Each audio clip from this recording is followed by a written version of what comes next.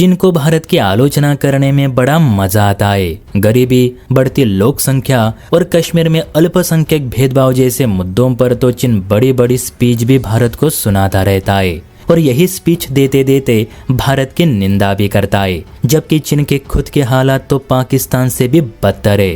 ये सभी को पता है कि चाइनीज लोग शी जिनपिंग की सरकार से कितने डरते हैं। जो सरकार जैक मा जैसे अरबपति को रातों रात बर्बाद कर सकती है, उसके लिए आम जनता और मीडिया को चुप कराना तो मामूली बात है। हाँ, पर इसी चीन को अगर भारत ने किसी बड़े मंच पे आमंत्रित नहीं किया तो चीन लाल से पीला हो जाता है। जी हाँ दोस्तों, आज कुछ ऐसा ही हुआ जब भारत ने दुनिया के 100 देशों को आमंत्रित किया, लेकिन चीन और पाकिस्तान को नहीं बुलाया और इसी बात पर चीन की चिड़चिड़ाहट हो रही है। तो चलिए जानते हैं कि आखिर भारत ने कौन से मीटिंग में हमारे निकम्मे पड़ोसी देशों को आमंत्रित नहीं किया। इसलिए वीडियो में अंत तक जरूर बने रहिएगा।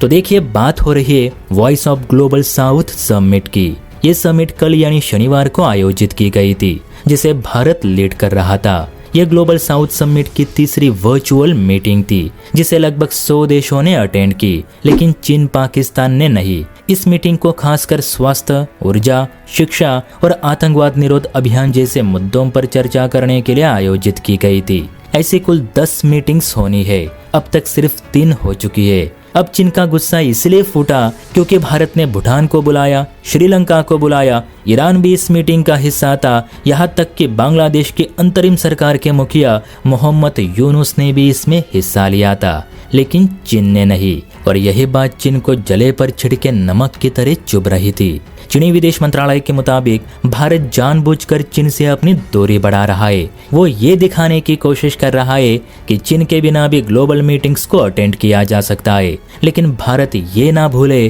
कि आज भी बहुत सी चीजों के लिए भारत चीन पर ही निर्भर है, खासकर इलेक्ट्रॉनिक्स के मामले में। हम जानते हैं कि फिलहाल सीमा पर हालात सामान्य नहीं, लेकिन इसका जुलूस ऐसी ग्लोबल मीटिंग्स में क्यों निकाला जा रहा है?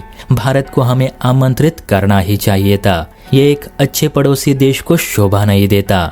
अब देखिए दोस्तों, अच्छी बुराई की बातें वो मुल्क कर रहा है जिसने खुद अपने 14 पड़ोसी देशों से बैर करके रखा है। चीन के जितने भी पड़ोसी देश है वो सब के सब चीन को मारने पे तुले है। और सच में जिस दिन ये सारे पड़ोसी चीन के खिलाफ एकत्रित होंगे ना, उस दिन चीन का पतन तो तय है।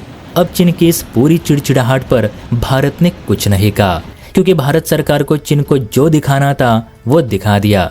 बस आपको जयशंकर साहब की वो लाइन जरूर सुनाना चाहूंगा जो उन्होंने अपने इंटरव्यू में दी थी। तो जयशंकर साहब ने ये कहा कि भारत उन्हीं के साथ रिश्ते आगे बढ़ाता है जो सच में बदलाव की सोच रखते हैं, अत्याचार के खिलाफ आवाज उठाते हैं, ना कि किसी ऐसे देश के साथ जो विस्तारवादी नीति का सहारा लेते हैं। और मेरे हिसाब से जयशंकर साहब का ये बयान चीन पाकिस्तान को क्यों आमंत्रित नहीं किया गया, ये बताने के लिए काफी है।